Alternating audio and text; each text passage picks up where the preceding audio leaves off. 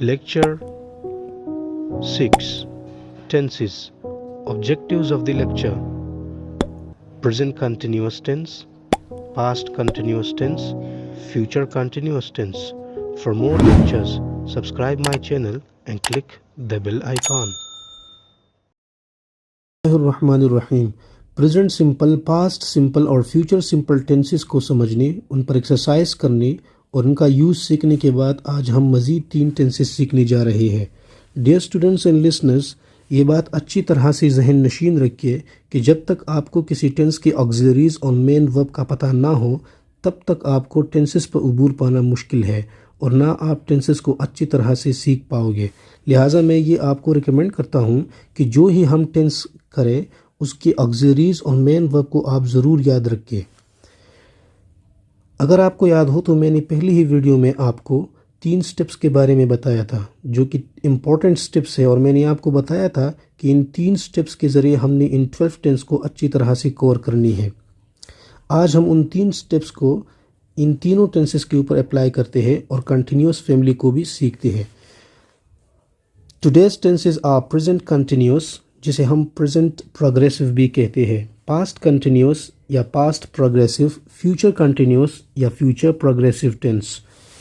सबसे पहले हम स्टेप नंबर 1 अप्लाई करते हैं। प्रेजेंट कंटिन्यूस टेंस की उर्दू पहचान है रहा है, रही है, रहा हूँ, रही है, रहे हैं वगैरह। मैं यहाँ लिखता हूँ रहा है, रही है, रहा हूँ, रही है वगैरह। इस तरह पास्ट कंटिन्यूस टेंस की उर्दू पहचान है रहा था, रही थी, रहे थे, रही थी, रहे थे वगैरह। और इस तरह फ्यूचर कंटिन्यूस टेंस की उर्दू पहचान है रहा होगा, रही होगी, रहे होंगे वगैरह।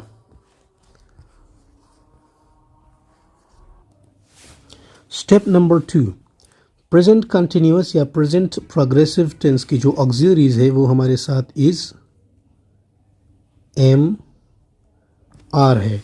इस तरह पास्ट कंटिन्यूस या पास्ट प्रोग्रेसिव में हमारे साथ ऑक्सिलरीज वॉज या वर है, और इस तरह फ्यूचर कंटिन्यूस या फ्यूचर प्रोग्रेसिव में हमारे साथ ऑक्सिलरीज विल, बी या शेल बी है।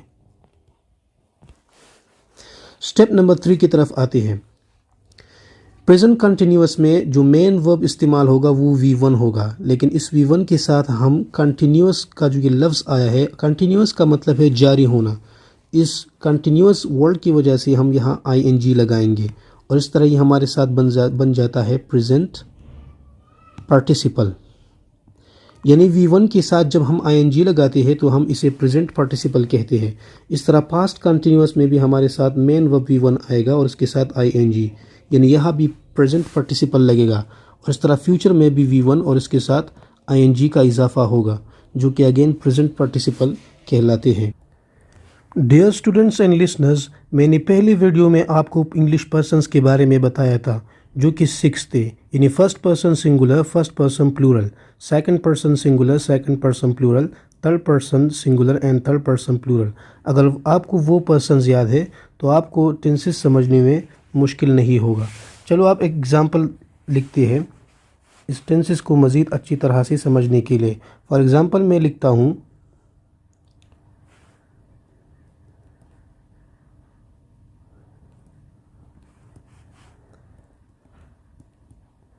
अहमद खाना खा रहा है। रूल सेज कि अगर प्रेजेंट कंटिन्यूस टेंस का फ़िक्रा हो और आपके पास सब्जेक्ट थर्ड पर्सन सिंगुलर हो तो आपने उसके साथ ऑक्सिलरी इज़ लगानी है। इस तरह अगर आपका सब्जेक्ट फर्स्ट पर्सन सिंगुलर यानी आई हो तो आपने ऑक्सिलरी एम लगानी है, और इस तरह अगर आपका सब्जेक्ट थर्ड पर्सन प्लूरल हो तो आपने आर लगानी है। यहाँ अगर आप देखें तो अहमद जो है वो थर्ड पर्सन सिंगुलर है। मैंने आपको उस पहली वीडियो में सब कुछ बताया था इन पर्सन्स के बारे में। अगर आप चैनल पर नए हो और या पहली मर्तबा ये लेक्चर देख रहे हो तो आप पहले वो वीडियोस देखें ताकि आपको अच्छी तरह से समझ आ सके। अहमद खाना खा रहा है तो हेयर और सब्जेक्ट इज़ अहमद। मैंने आपको बताया कि अहमद चूँकि थर्ड पर्सन सिंगुलर है तो लिहाजा हम ऑक्सिलरी इज़ लगाएंगे, अहमद इज़। और मैंने आपको ये भी बताया कि हम मेन वर्ब जो है वो V1 लगाएंगे। अहमद इज़ खाना जो है खाना खाना उसको हम क्या कहते हैं, ईट। खाने को हम ईट कहते हैं। अहमद इज़ ईट, लेकिन मैंने ये भी बताया कि ING का इजाफा करेंगे तो यहाँ इस तरह बन जाएगा Ahmed is eating the meal. इस टेंस को पास्ट में कन्वर्ट करते हैं। अहमद खाना खा रहा था। रूल सेज कि अगर आपके पास पास्ट कंटिन्यूअस टेंस हो और आपका सब्जेक्ट थर्ड पर्सन सिंगुलर हो या फर्स्ट पर्सन सिंगुलर यानी आई हो या थर्ड पर्सन सिंगुलर हो, ही शी इट या सिंगुलर नाउन, ये चूँकि सिंगुलर नाउन है अहमद तो हम वाज लगाएंगे और थर्ड पर्सन प्लूरल के साथ हम वर लगाएंगे। तो यहाँ अहमद चूँकि थर्ड पर्सन सिंगुलर है तो लिहाजा हम वाज लगाएंगे और मेन वर्ब हमारे साथ अगेन ईट आएगा जिसके साथ हम ING का इजाफा करेंगे। Ahmed was eating the meal. Similarly future continuous में अहमद खाना खा रहा होगा।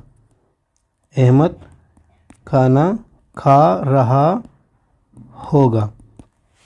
Here again the subject is third person singular. मैंने आपको बताया था कि अगर आपके सेंटेंस का subject first person singular I या first person plural we, first person singular I या थर्ड पर्सन या फर्स्ट पर्सन प्लूरल वी हो तो आप शेल भी लगाएंगे और अदर केसेस में आप विल भी लगाएंगे। अहमद चूँकि थर्ड पर्सन सिंगुलर है तो हम इसलिए अहमद के साथ विल भी लगाएंगे। अहमद विल बी और मेन वर्ब ईट आएगा जिसके साथ ING का इजाफा होगा। Ahmed will be eating the meal. अब एक और एग्जाम्पल लिखते हैं।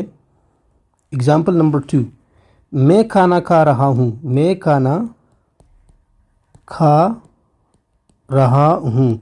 अब देखिए सब्जेक्ट मैं है जो कि आई है और मैंने आपको बताया कि अगर आपका सब्जेक्ट फर्स्ट पर्सन सिंगुलर यानी आई हो तो आप एम लगाएंगे। तो यहाँ इस तरह हो जाएगा आई के बाद एम लगाएंगे और मेन वर्ब चूँकि ईट है तो उसके साथ ING लगाएंगे। I am eating the meal. इस टेंस को पास्ट में कन्वर्ट करते हैं लेकिन सब्जेक्ट को चेंज कर लेते हैं ताकि हम वर्ड का इस्तेमाल भी कर सकें। मैं कहता हूँ कि वो खाना खा रहे थे। दे, अब चूँकि मेरा सब्जेक्ट दे है जो कि थर्ड पर्सन प्लूरल है तो हम वर लगाएंगे। दे वर और ईट के साथ ING का इजाफा करेंगे। They were eating the meal.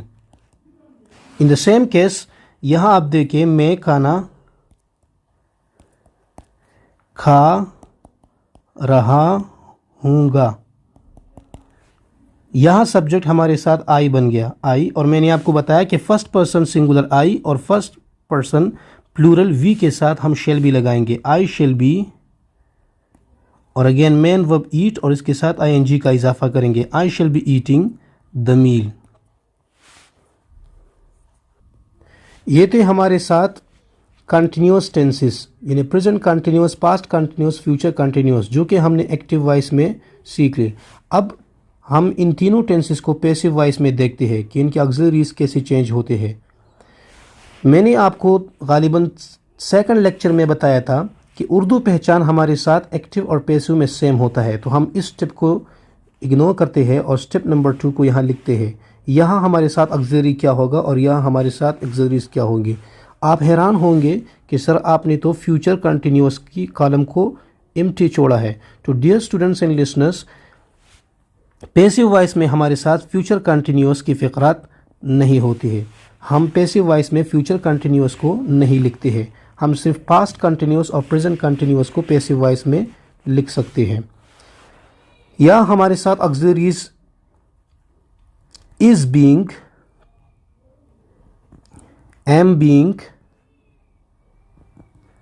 Are being में तब्दील होंगे और यहाँ हमारे साथ ऑक्सिलरीज वाज बीइंग या वर बीइंग होंगे। यानी हमारे साथ इज एम आर के साथ हम बीइंग का इजाफा करेंगे और यहाँ वाज वर के साथ भी बीइंग का इजाफा करेंगे। थर्ड जो टिप है जो कि मेन वर्ब है, हमारे साथ प्रेजेंट कंटिन्यूअस पैसिव वॉइस में V3 इस्तेमाल होगा। इस तरह पास्ट कंटिन्यूअस में भी V3 इस्तेमाल होगा। मैंने गालिबन सेकंड लेक्चर में आपको बताया था कि इन 12 टेंसेस की जितनी भी पैसिव वॉइस टेंसेस होंगे उन सारे के सारे में हमने मेन वर्ब जो है V3 इस्तेमाल करनी है। ऊपर दिए गए फ़िक़रात को मैं अगेन एग्जांपल के तौर पर लेता हूं और इन्हें पैसिव वॉइस में तब्दील कर लेते हैं। अहमद खाना खा रहा है। अगर आपको एक्टिव और पैसिव वॉइस का पता ना है तो आप मेरे वीडियोस को सीक्वेंस के साथ देखने की कोशिश करें ताकि आपको एक्टिव और पैसिव वॉइस का भी अच्छी तरह से समझ आ सके। तो यहाँ हमारे साथ अहमद खाना खा रहा है, ये जुमला पैसिव वॉइस में इस तरह होगा, खाना खाया जा रहा है। कौन खाना खा रहा है उसको हमने इग्नोर किया क्योंकि पैसिव वॉइस की ये खूबी मैंने आपको बताई थी कि हम इसमें जो काम करने वाला होता है, फाइल होता है, हम उसको इग्नोर कर लेते हैं। और अगर आप फिर भी लिखना चाहते हैं तो आप सेंटेंस के आखिर में उसे लिख सकते हैं। तो इस तरह मेरे साथ ये जुमला बन जाएगा, खाना खाया जा रहा है। दमील चूँकि थर्ड पर्सन सिंगुलर है तो लिहाजा हम ऑक्सिलरी इज बीइंग लगाएंगे। दमील इज बीइंग। और मैंने आपको बताया कि मेन वर्ब हमारे साथ V3 आएगा। ईट नहीं बल्कि ईटन आएगा। ईट एट ईटन। ईटन मेरा थर्ड फॉर्म है। इस तरह इस टेंस को हम पास्ट में लिखते हैं तो इस तरह बन जाएगा, खाना खाया जा रहा था। दमील जो कि थर्ड पर्सन सिंगुलर है और मैंने आपको बताया कि थर्ड पर्सन सिंगुलर के साथ हम वाज बीइंग लगाते हैं। द मील वाज बीइंग और मेन वर्ब हमारे साथ थर्ड फॉर्म आएगा, the meal was being eaten. इस तरह दूसरा एग्जाम्पल मैंने ऊपर लिखा है, मैं खाना खा रहा हूं। तो अगेन अगर आप पैसिव वॉइस में इसको तब्दील करना चाहोगे तो इस तरह ही बन जाएंगे। डियर स्टूडेंट्स एंड लिसनर्स, आप टेंसेस को जब लिखते हैं तो आपका सब्जेक्ट सिर्फ और सिर्फ चेंज होता है पैसिव वॉइस में। तो आप इससे घबराइए नहीं, बल्कि आप इन ऑक्सिलरीज के थ्रू उस सेंटेंस को अच्छी तरह से ट्रांसलेट करने की कोशिश करें। इंशाल्लाह नेक्स्ट वीडियो में मैं आपके लिए तफसील के साथ एक एक्सरसाइज लाऊंगा जिसे हम एक्टिव वॉइस और पैसिव वॉइस दोनों में ट्रांसलेट करेंगे। यानी progressive tenses, present progressive, past progressive, future progressive tenses की इन जुमलों को हम एक्टिव वॉइस और पैसिव वॉइस में तब्दील करेंगे इंशाअल्लाह। उस एक्सरसाइज करने के बाद उम्मीद रखता हूं कि आप लोगों को अच्छी तरह से इस टेंस का समझ आएगा। असाइनमेंट आपके लिए ये है कि आपने अब इन 3 स्टेप्स को याद रखने हैं, इस टेंस के लिए भी, इस टेंस के लिए भी और इस टेंस के लिए भी, एक्टिव वॉइस और पैसिव वॉइस दोनों में, ताकि जब मैं आपके लिए एक्सरसाइज लाऊं आपको उस एक्सरसाइज सॉल्व करने में कोई मुश्किल ना हो। तो आज का होमवर्क आपके लिए यही है। अगर चैनल पर नए हो तो हमारे चैनल को सब्सक्राइब कीजिए ताकि हम आपके लिए अच्छी से अच्छी तरह की वीडियो बनाएं। उम्मीद रखता हूं कि आप सब लोग खैरियत से होंगे। मिलते हैं नेक्स्ट लेक्चर में। Thank you.